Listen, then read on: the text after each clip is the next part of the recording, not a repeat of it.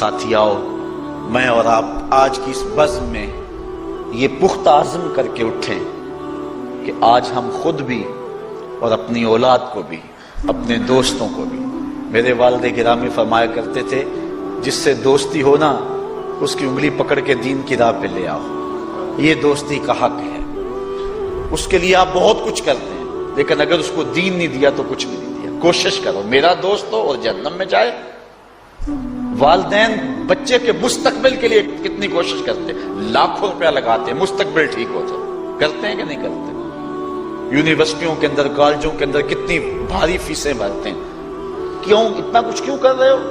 میں نے دیکھا بوڑھا باپ اپنی کمر پہ بوریاں لاد کے مزدوری کرتا ہے، مائیں اپنا زیور بیچ رہی ہیں کہ اولاد پڑ جائے۔ میاں اتنا کچھ کیوں کر رہے ہو؟ جی مستقبل ٹھیک ہو جائے۔ یہ مستقبل کتنا ہے؟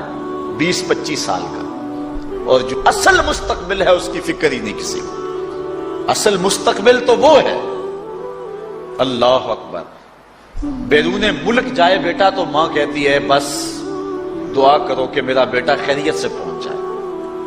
بیٹی کی شادی کرتی ہے تو ماں کہتی ہے دعا کرو کہ اپنے گھر میں اس کو چین مل جائے۔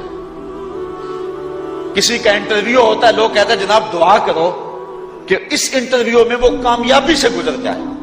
میں کہتا ہوں جب قبر میں اترتا ہے پھر کسی نے آ کر کبھی نہیں کہا کہ دعا کرو مشکل گھڑی آ گئی ہے خیریت سے گزر جائے۔ اصل امتحان تو یہ ہے، اگر اس امتحان سے گزر گیا تو کامیابی اور بامرادی۔ یہ تھوڑا سا مستقبل دنیا کا، اس کے لیے ہم کتنے پیسے لگا دیتے ہیں، سب کچھ اولاد کو آتا ہے، ہر شے فر پڑھتے اور بولتے ہیں، دعائے قنوت بھی نہیں آتی ہوتی۔ تو ہم اپنی اولاد کے لیے دین کا تحفہ اس کو کبھی نہ چھوڑیں۔ اللہ اکبر، کوشش کریں، محنت کریں۔ حضور نبی رحمت صلی اللہ علیہ وآلہ وسلم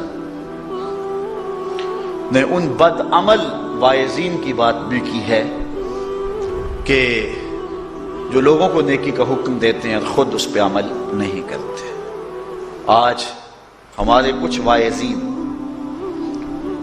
لوگوں کو تو واعظ و تلقین اور نصیحت کرتے ہیں اور خود نماز میں سخت سستی کا ارتکاب کرتے ہیں، اور جس سے قوم کے اندر نماز میں سستی عملاً پیدا ہو جاتی ہے۔ کوئی عرس کی تقریب ہو، کوئی محفل نعت ہو، کوئی جلسہ ہو، کوئی شادی کی تقریب ہو، نماز کے وقت کا پورا خیال رکھا کریں اور اس بات کا لحاظ رکھا کریں۔ بلکہ ہمارے ہاں ایک عجیب سا فیشن ہے اور عجیب سی بات ہے، میں بڑا حیران ہوا کرتا ہوں کہ عشاء کے بعد جب جلسے ہوتے ہیں نا ہمارے مساجد کے اندر، تو مغرب سے اعلان شروع ہو جاتا ہے آج رات فلاں صاحب خطاب فرمائیں گے، اور پھر جب نماز عشاء ہوتی ہے تو ہمارا نقیب محفل کھولتا ہے لاؤڈ سپیکر اور وہ اعلان کرتا ہے حضرات جماعت ہو چکی ہے، اب مسجد میں آ جائیں۔ یعنی یہ نماز کو ہلکا کرنے والی بات ہے۔ انہوں کو کہا جا رہا ہے کہ بلکہ بعض تو کہہ دیتے ہیں جس کا تمہیں ڈر تھا وہ گزر گئی ہے، اب آ جاؤ۔ کیا لینا ہے جلسے میں آ کر اگر نماز ہی نہیں پڑھنی ہے تو؟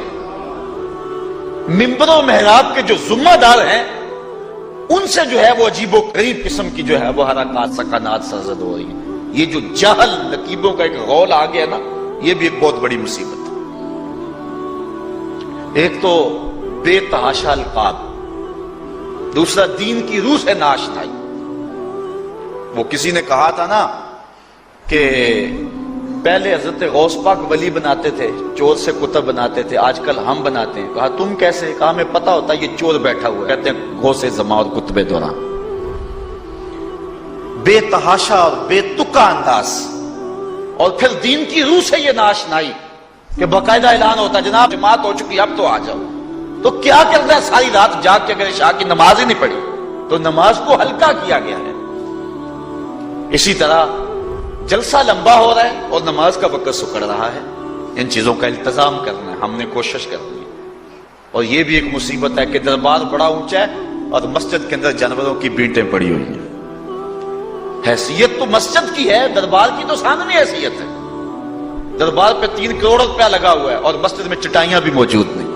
اپنے بھی خفا مجھ سے ہیں بیگانے بھی ناخوش، کہ زہر حلال کو کبھی کہہ نہ سکا کند، بات وہی کہتا ہوں سمجھتا ہوں جسے حق، میں ابلہ مسجد ہوں نہ تہذیب کا فرزند۔ بے تحاشا اور بے تکا انداز، اور پھر دین کی روح سے یہ ناشنائی کہ باقاعدہ اعلان ہوتا جناب جماعت ہو چکی اب تو آ جاؤ، تو کیا کرتا ہے ساری رات جاگ کے اگر عشاء کی نماز ہی نہیں پڑھی تو نماز کو ہلکا کیا گیا۔